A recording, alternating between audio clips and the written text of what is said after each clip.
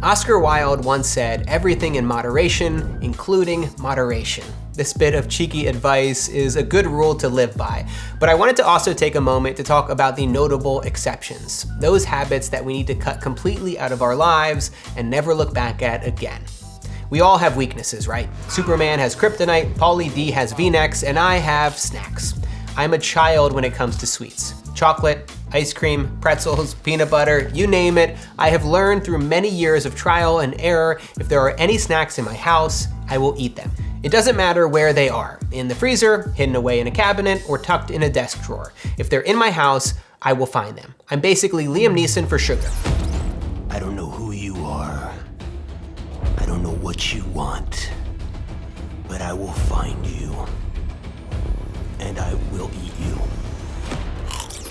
When it comes to snacks, my self-control goes as far as my hand can reach into the back of my pantry, and there's no amount of sugar-free snacks I can buy from Whole Foods that will hit the same spot. It needs to be the real deal or nothing at all. So when I decided to quit sugar for 30 days, I identified snacks as my kryptonite, the one thing where even just a brief glance will almost unequivocally derail my progress. Your kryptonite might look a little bit different. Maybe you can't help but impulse shop if you have an active credit card. Or you're trying to break the habit of gossiping, but Susan is just too fun to talk to.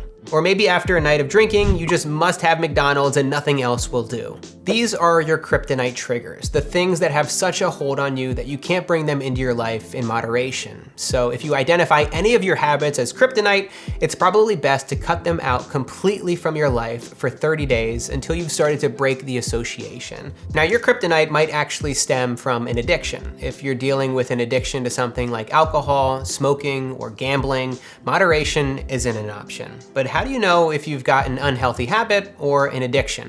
Whether it's shopping, smoking, drinking, or using your smartphone, an addiction can look a lot like a habit because it involves a regular set of behaviors done on autopilot. However, when a habit is starting to have a destructive impact on your work life, your finances, or your personal life or relationships, that's a sign that it's slipped into addiction territory. According to psychologist Jay Lee, some other signs your habit is actually an addiction include: you do the behavior to an extreme degree, you feel anxious if you can't engage in the behavior, you've been asked questions from your loved ones about your behavior, you've missed work, school, social activities, or home responsibilities because of the behavior. Overcoming your addiction requires working through a very particular process with a trained professional. While I'm not qualified to help you with that, there are many trustworthy people who are. We've included some links in the resources below this lesson to get you started in the right place. Just know that it is possible to break the cycle, and there are people who want to help.